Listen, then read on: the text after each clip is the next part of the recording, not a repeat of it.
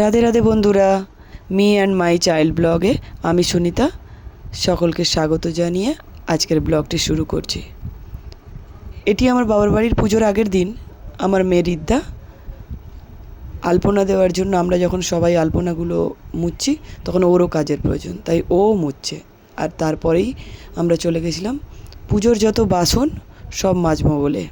দিদি জল তুলছিল, জল তোলার পর সব বাসন মাজবো, এইগুলো সব পুজোয় লাগবে। তাই আমরা সব জল দিয়ে আগে ভিজিয়ে নিচ্ছি, সেই ভেজানো অবস্থায় তারপরে মাজবো। চলুন বাসনগুলো মেজে নেওয়া যাক।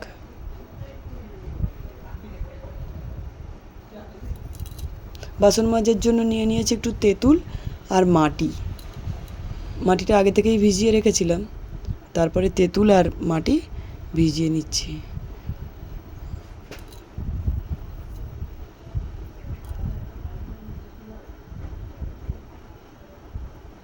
ভালো করে মাটি আর তেঁতুলটা ভিজিয়ে নেওয়ার পরে এর সঙ্গে রয়েছে পিতাম্বরী, সঙ্গে রয়েছে ভিমবার। তেঁতুল দিয়ে মেজে নেওয়ার পরে ভিমবার পিতাম্বরী দিয়ে মেজে আবার ধুয়ে নেবো পরিষ্কার করে। চলুন সমস্ত বাসনগুলো এখন মেজে নিই, মেজে ধুয়ে তারপরে আপনাদের দেখাবো। আর এইদিকে ততক্ষণে হয়ে গেছে উনুন তৈরি করা। এই উনুনে ভোগ হবে, আর এই বড় কড়াইটি বসিয়ে উনুনটি দেখে নেওয়া হচ্ছে, তৈরি করে নেওয়া হচ্ছে। এটি বাগানের দিকে, তাই বাগানের দিকে একটা গর্ত করে এই উনুনটি তৈরি করে নেওয়া হয়েছে। মা এই উনুনটি তৈরি করেছে। যদিও মা খুব অসুস্থ, তবুও মাকে বললে মা কি আর কথা শোনে? বাড়ির পুজো বলে কথা। আর উনুন সত্যি বলতে মায়ের মতো আমরা তৈরি করে উঠতে পারি না। এই দেখুন পুরো উনুনটি, আর চারিদিকটা যেই উনুনটি তৈরি হয়ে গেছে, ভাই কি করছে মাটি আর গোবর দিয়ে আর ঝাঁটা দিয়ে নাতা দিয়ে দিচ্ছে। ওটি তো আর হয়তো আমাদের দ্বারা সম্ভব হয়ে উঠতো না, তাই ভাই ওই ঝাঁটাটি দিয়ে দিচ্ছে, ঝাঁটা দিয়ে ন্যাতা দিয়ে দিচ্ছে।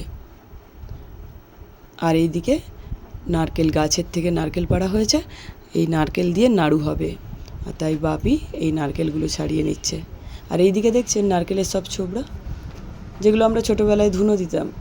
এখন ধুনো দিই ঠিকই, হাতে করা পাই না, গাছের তো আর পাই না, কিনে বাজার থেকে দিই।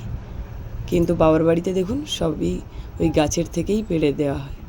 ওই ধুনোর ছোবড়াগুলো আমরা যেমন শহরাঞ্চলে কেটে টুকরো টুকরো প্যাকেট যত পাই, তেমনিই বাপি কেটে নিচ্ছে। এইভাবেই এখন ধুনো দেয়। আর আমরা যখন ছোটোবেলায় দিতাম ছিঁড়ে ছিঁড়ে দিতাম। আর ছিঁড়ে ছিঁড়ে দিলে কী হতো, এই পেছনের যে খোসাটা, মোটা খোসাটা, ওটা ফেলেই দিতাম, ভেতরের নরম এটা ওটাই নিতাম। এই দেখুন মোটা খোসাটা, ওটাই ছিঁড়ে ছিঁড়ে দিতাম। এদিকে আবার প্যান্ডেলও হয়ে গেছে।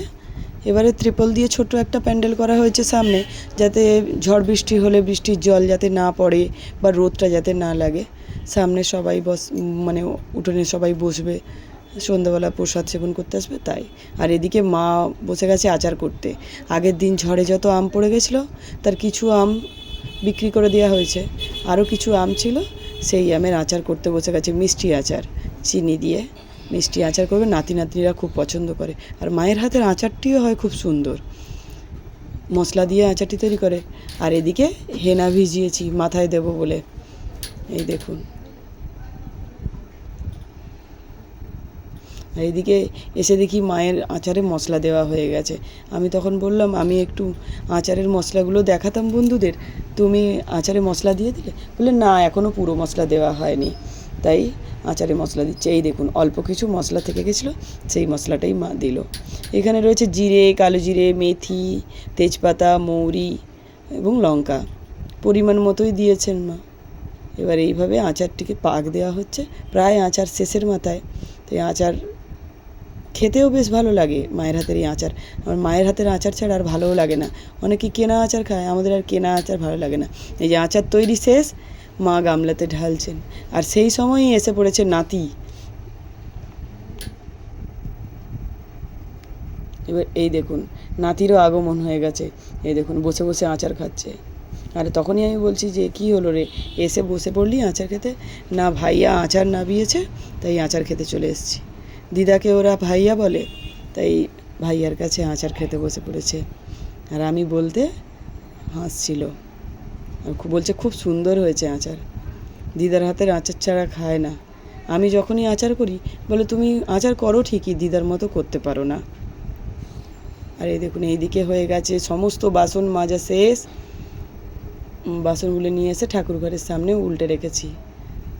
এখান থেকে উল্টানো রয়েছে, এরপরে এগুলো মুছে আবার ভেতরের যেখানে ভোগ রান্না হবে সেখানে রেখে দেবো। আর এগুলো হচ্ছে প্রত্যেক দিনের বাসন, প্রত্যেক দিন যে ভোগ দেওয়া হয় ওই বাসন। আর ছোটো ছোটো বাটিগুলি দেখছেন, ওগুলোতে কালকে মাকে ভোগ দেওয়া হবে, যেমন প্রত্যেকটা থালার সঙ্গে প্রত্যেকটা বাটি। আর এই সিংহাসন দুটি দেখছেন, সিংহাসন দুটি সকালবেলাতেই পরিষ্কার করে নিয়েছি। যদিও এই পরিষ্কার করার ভিডিওটা আপনাদের কাছে শেয়ার করবো ভেবেছিলাম, কিন্তু সেটা আর হয়ে ওঠেনি। তখন পরিষ্কার করার নেশায় এমন ছিলাম, ওটা ভিডিও করতেই ভুলে গেছি।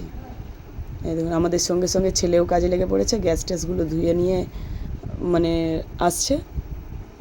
আর এদিকে আলপনাটা ছিল, বললাম না মেয়ে তখন মুছছিল আমাদের সঙ্গে, সেই দেখুন আমরা মুছছিলাম আলপনাগুলো সব মুছে আবার নতুন আলপনা দেওয়া হয়। প্রত্যেক বছর যেভাবে মুছি সেইভাবেই একটু করে ওর